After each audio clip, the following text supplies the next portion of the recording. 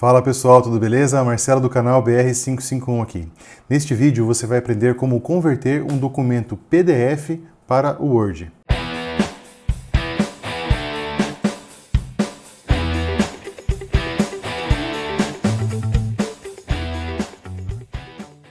Então nós vamos usar neste vídeo duas ferramentas online totalmente gratuitas. Você não vai ter que instalar nada no seu computador e o processo é muito simples.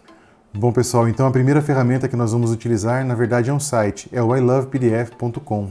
Então vamos digitar aqui na barra de pesquisas, ilovepdf.com. Este site aqui é muito completo, ele tem diversas opções de PDF para PowerPoint, PDF para Excel, PDF para Word, muitas opções mesmo. Mas a que nós vamos utilizar hoje então vai ser a PDF para Word. Então vamos clicar aqui. Depois nós vamos à opção Select PDF File. E depois eu já tenho um PDF pronto aqui, vamos selecionar então esse PDF. E aqui embaixo então nós temos a opção Converter para Word.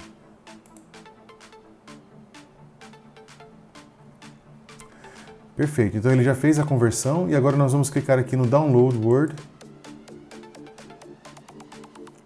E está feito. Vamos agora abrir o documento então.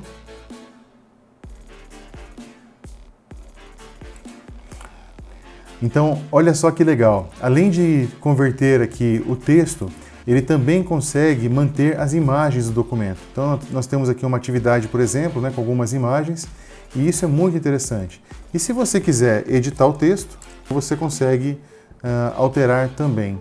Então, é uma ferramenta muito legal. E a segunda ferramenta, então, é do Google. Nós vamos digitar aqui na barra de pesquisa docs.google.com. Com o site do Google aberto, nós vamos então clicar nessa pastinha aqui para poder abrir um documento. Vamos em Upload e vamos clicar aqui em Selecionar um arquivo do seu dispositivo. Então vamos voltar aqui no PDF que nós vamos abrir.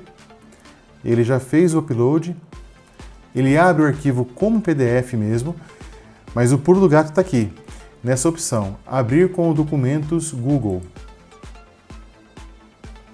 Nesse momento, ele está convertendo, então, o arquivo de PDF em um formato que o Google Docs consegue entender.